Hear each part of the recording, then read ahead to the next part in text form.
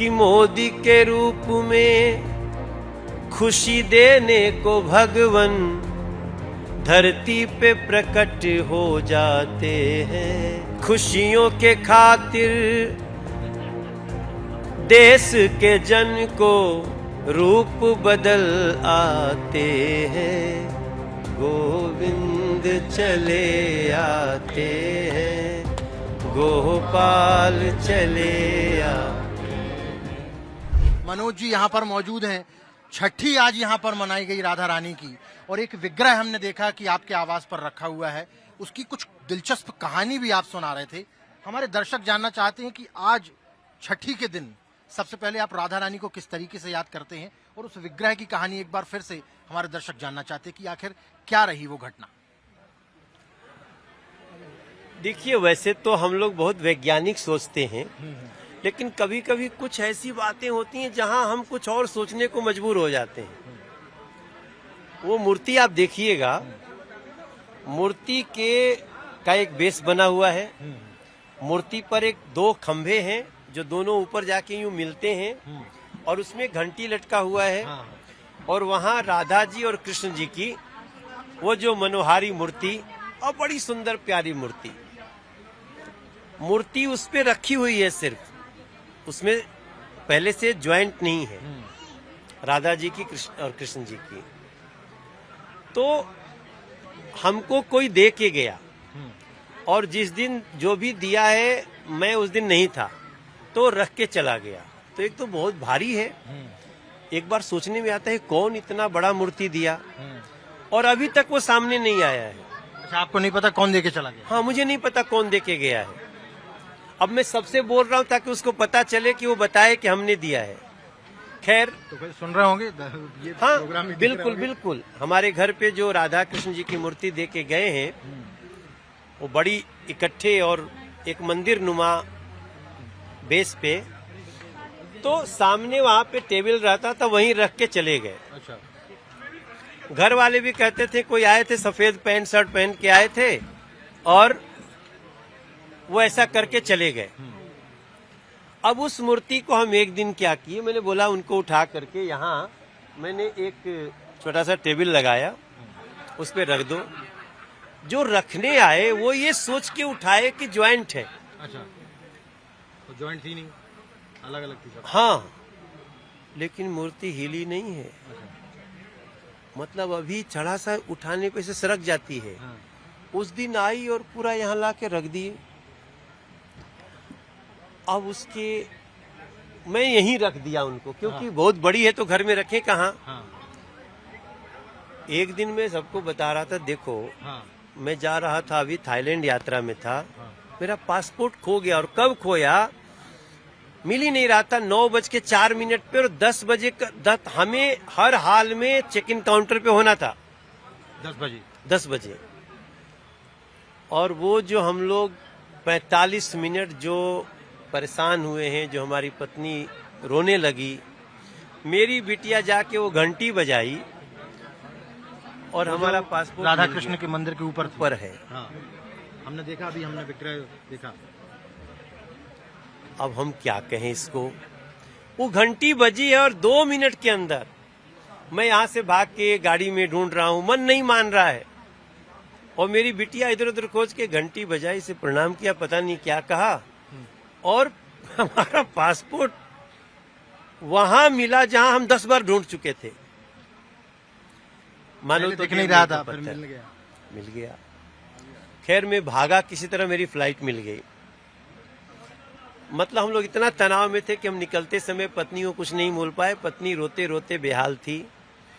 पत्नी को नहीं मालूम था कि ये घटना हुई, क्योंकि ये मैंने देखा था कि मैं बाहर ढूंढ रहा था। ऊपर से मेरा प्रवीण शंकर कपूर एक दिन बोलते हैं, भाई साहब आपके घर में कीर्तन होना चाहिए। और तो मैंने बोला कि वो पूनम दीदी है ना, आप बहुत उनके साथ रहते हो, तो अब कीर्तन रखा गया, और कीर्तन 5 को रखा गया। मैं तो ये समझ रहा हूँ कि मैं जीएसटी की सफलता में कीर्तन करा रहा हूँ। जीएसटी की सफलता? हाँ भाई, जीएसटी में जो सरकार ने जो उपहार दिया है, अब 28% का टैक्स ही नहीं है, सब 18% के नीचे हो गया। जो 12% था वो 5% हो गया, जो 5% था वो 0 हो गया। तो खुशी में आपने ये कीर्तन रखा? हाँ, मेरा ध्यान यही है कि यार बहुत बड़ा उपहार दिया है मोदी जी ने, एक कीर्तन करा लेते हैं। अब जब कीर्तन होते समय पता चला है कि आज छठी है राधा जी के जन्माष्टमी की, राधा अष्टमी की, राधा जी के जन्म अवतरण का ये छठी है और दुनिया में खूब मनता है। आज मेरे घर पे मना। मतलब जो कुछ भी आपके साथ में घटना घटी एक के बाद एक वो सब भैया इत्तेफाक से? आज तक मेरे घर में देखो हम लोग तो विंध्याचल वाले हैं, हैं? हम लोग शंकर जी हनुमान जी वाले हैं। राधा कृष्ण जी का हमारे घर में कीर्तन हुआ और ये भी मैं लोगों को कल ही सबको मैसेज दिया हूँ। और आपने बोला जिनको तो बुलाया नहीं गया वो भी चले आए? हाँ, वो भी आए। कई लोगों को मैं कहा, अब पूछ भी नहीं रहा था कि भैया कैसे आए, क्योंकि कितने भाव में सुन रहे थे, कुर्सी भी नहीं ढूंढ रहे थे, नीचे बैठे थे। तो मुझे एक बार फिर विश्वास करना पड़ रहा है कि ये जो मूर्ति मेरे घर में आई है ना, ये कुछ तो विशेष है भैया। किसी उद्देश्य के दृष्टि से यहाँ पर पता नहीं किस कोई उद्देश्य है कि क्या, लेकिन सब तीन चीज ऐसी हुई कि मैं एकदम उलट के गिर गया हूँ। आपने कहा जीएसटी के उपलक्ष्य में आपने ये मनाया, लेकिन जीएसटी को मेरे लेकर लिए विपक्ष तो आज का कार्यक्रम कई लोग पूछ रहे थे भैया क्यों करा रहे हो, क्या उत्सव क्या है। तो मैं इसलिए कराया हूँ कि भैया मोदी जी आपने जीएसटी का उपहार दिया, 15 अगस्त को कहा और 4 सितंबर को दे दिया। लेकिन विपक्ष तो बोला कि तो हमारी पॉलिसी थी, हमारी पॉलिसी को ही आगे बढ़ा रहे हैं और ये जो कुछ भी किया गया है बिहार चुनाव के मद्देनजर किया गया है। पी चिदम्बरम जी कह रहे हैं भैया राधा कृष्ण उनको सद्बुद्धि दें, वो तो अपनी सरकार में नहीं कर पाए, मोदी जी कर दिए। और इसको मैं मानता हूं कि मुझे जो लोगों ने सांसद बनाया है, मैं उनको एक सांसद बनने के नाते, मोदी का एक सिपाही होने के नाते आज भयानक खुशहाली दिया हूं। ऐसी खुशहाली जिसकी कोई कल्पना भी नहीं कर सकता। सब लोग खुश है, तो मैं इसको तो बहुत खुशी मानता हूं। बाकी लेकिन प्रधानमंत्री जी की मां के लिए जिस तरीके से शब्दों का इस्तेमाल किया गया, आप लोगों ने सड़क पर जाकर प्रदर्शन भी किया, बिहार में भी पूरा बिहार बंद था। अब उनकी मां के अपमान के बाद में अब बा से बिहार और बा से बीड़ी भी आ गया, क्या कहना चाहेंगे? देखो भैया, मैं नवभारत टाइम्स पे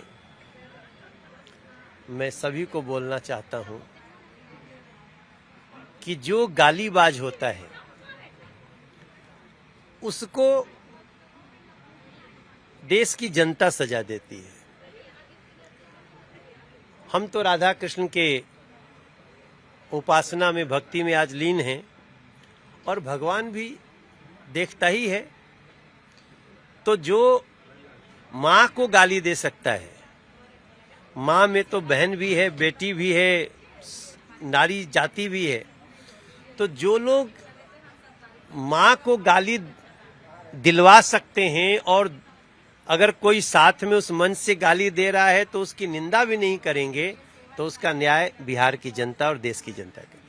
तो आज इस उपलक्ष्य पर आपने कीर्तन रखा, जीएसटी के उपलक्ष्य पर आपने भजन भी गाया, छठी भी आज थी, चमत्कार भी आपके साथ में हुआ। तो हमारे दर्शकों के लिए कुछ गुनगुनाना चाहेंगे, क्योंकि आज तो गुनगुनाने का ही दिन है, आज तो कीर्तन का दिन है। तो एक छोटा सा कीर्तन हमारे जो दर्शक यहाँ नहीं पहुंच पाए हैं, आपको टेलीविजन के माध्यम से, टाइम्स नाउ नवभारत के माध्यम से सुन लेंगे, देख लेंगे। नहीं, हम लोग एक अभी भजन कीर्तन गाए, उसको हम सुना देते हैं कि भक्तों का दुख सह नहीं पाते, व्याकुल हो जाते हैं, हाथ पकड़ के भव सागर से पार लगाते हैं, सच्चे मन से श्रद्धा से जब भक्त बुलाते हैं, गोविंद चले आते हैं, गोपाल चले आते हैं, गोविंद चले आते हैं, गोपाल चले आते हैं, गोविंद चले आते हैं, गोपाल चले आते हैं। और जीएसटी भी रिफॉर्म हो जाता है। नहीं कुछ आपने जोड़ा था लाइन।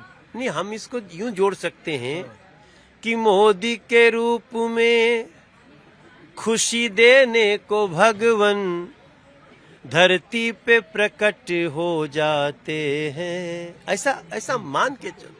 कौन खुशी देता है? जो खुशी देता है उसको हम कहते हैं भगवान जैसा है।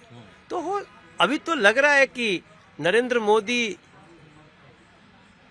एक अंश है भगवान के विशेष, जो इस देश के लोगों को 370 भी हटा करके जम्मू कश्मीर के डल झील में नौकायन प्रतियोगिता करा देते हैं, जो इस देश के घर घर में शौचालय से लेके और पानी तक पहुंचा देते हैं, जो इतने देश के बड़े हिस्से को 12 लाख रुपया तक टैक्स फ्री कर देते हैं और उसके बाद जीएसटी में इतना बड़ा उपहार देते हैं। तो हम कहें गोविंद चले आते हैं, गोपाल। अब मेरी बात को पता नहीं लोग कैसे लेंगे, मगर इसी को कहते हैं कि खुशियों के खातिर देश के जन को रूप बदल आते हैं, गोविंद चले आते हैं, गोपाल चले आते हैं। मानो तो देव नहीं तो पत्थर।